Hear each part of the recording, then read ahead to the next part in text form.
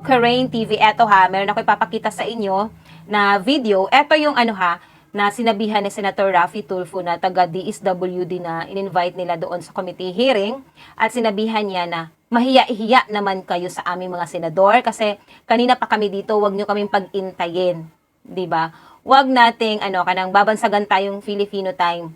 Wag kayong feeling VIP. So, panoorin natin yung mga clips kung talaga ba din na hindi nalilate si Senator Raffy Tulfo sa committee hearing. So, tingnan natin kung syempre perfect siya, 'di ba? So, titingnan natin kung hindi ba talaga siya nalilate or talagang gusto lang niya na siya lang ang malate. Parang ganon. Okay, let's watch this video. Meron lang po akong na-observe din. This is not the first time, I think quite a few times. Super VIP to mga taga-DSWD. Pinag-antay nyo kami ng 15 minutes. Mind you, I've been here 10:30 and Mr. Chair's been here as well. So sana wag naman ganun. Huwag tayo mabansagan ng Filipino time.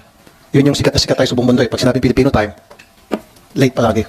Next time, do your best. In fairness to them, hindi na naman sila, meron pang ibang mga resource persons sa mga ibang hearing ko, Mr. Chair, na ako mismo ang chairman, na ganun din late. Wag naman, mahihaya naman kayo sa mga senador na maaga pumunta rito.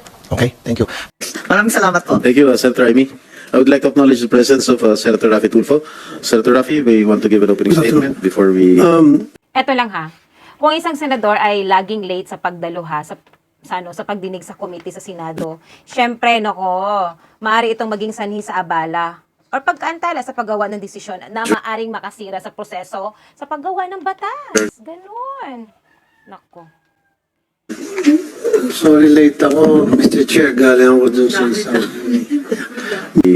adjourn. Sorry, late ako, Mr. Chair. Galing ako dun sa isang... Meron lang kasi ako isang concern at katanungan. Yung sa Section 10 ng proposal. Kung maging isang regular na problema, ang pagiging late ng isang senador, maaring ito ay bigyan ng pansin sa pamamagitan ng mga patakaran dyan sa Senado. Nako. Ano naman, wag unfair. Halata naman Okay, panoorin natin.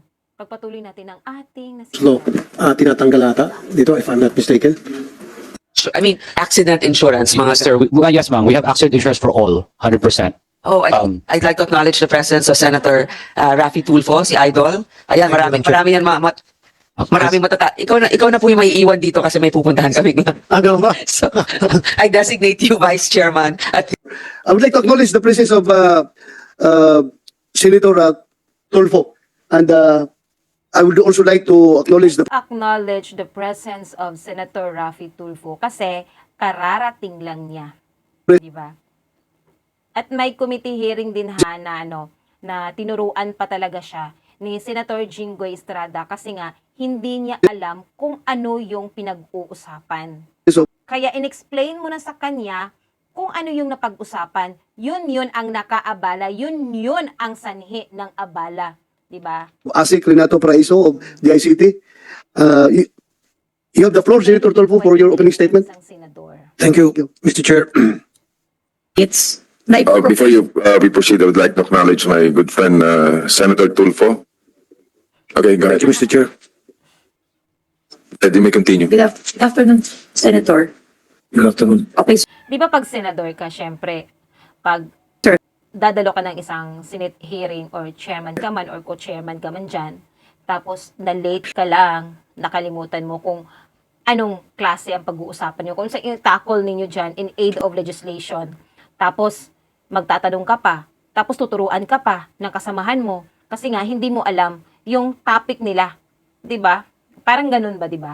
'Di ba? Nakakasira siya ng proseso kasi nga sa paggawa ng batas kasi tuturuan ka pa. Parang ganun lang. So, eto.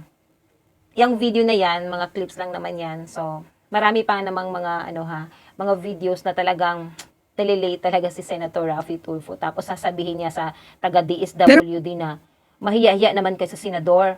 Hindi kayo dapat malate. Dapat kami lang ang dapat malate. Di ba? Ang sama. Hindi naman niya sinabi na dapat siya lang ang malate. Pero parang ganun na rin. Na wag kayong malate. Wag kayong VIP. Parang ganun. So, siya lang ang dapat VIP. Siya lang ang dapat respetuhin. Ganon. So, yun lang yung masasabi ko. Thank you for watching. So, anong masasabi nyo kay Senator Raffy Tulfo na hindi ba talaga siya nililate? Okay, panoorin natin to. batch 2, 9 police personnel suffered injuries while conducting law enforcement operations. These lives lost, I would like to acknowledge the presence of Senator Rapi Tulfo. Thank you for coming over, Your Honor. Late pala. Alam nyo, eto ha. Pag ikaw ay late sa Senado or sa committee hearing na yan, malalaman talaga yan ng nasa loob at sa mga nanonood ng hearing. Kasi nga, i-acknowledge ka pa ng kasamahan mo. I would like to acknowledge the presence of ganito ni Senator, ganyan. Tapos, tatanungin ka kung meron opening statement. Tapos, before that, iga-guide ka pa nila kung saan ka mauupo. 'Di ba? Though meron namang mga pangalan dyan sa ibabaw ng table nila kung saan ka maupo. At tapos makikita ng ng marami na kakaupo mo lang kasi nga kararating mo lang dahil ikaw ay late. 'Di ba? Sorry, late ako. Mr. Chair, galing ako dun sa isang. Quite a few times. Super VIP to mga taga-DSWD. Pinag-antay nyo kami ng 15 minutes. Mind you, I've been So, yun lang. Yun lang masasabi ko. Natawa lang ako ha sa sinabi ni Senator na mahiya-hiya naman kayo sa aming mga senador. Kanina pa kami dito. Diba? Huwag nyo kami pag-aantay. Huwag kayo VIP. Diba? Yun lang. Tapos, siya din naman pala nalilate ng ilang beses. Nalilate lang pala. Baka sabihin, nalilate lang pala. Tapos, sasali din naman ako sa hearing na yan. Kahit late po kayo, late talaga kayo. Diba? Hindi na magbabago yun. So, yun lang yung share ko muna ngayon, no? Na si Senator Rafi talaga ay nalilate din. Ako. Nalilate din pala to siya. So, siguro, baka galing siya sa programa niya. Baka lang ha. Baka galing siya sa programa niya. Tapos na-busy siya doon. Tapos na-late siya. 'Di ba? Yun lang. Thank you for watching, guys. God bless.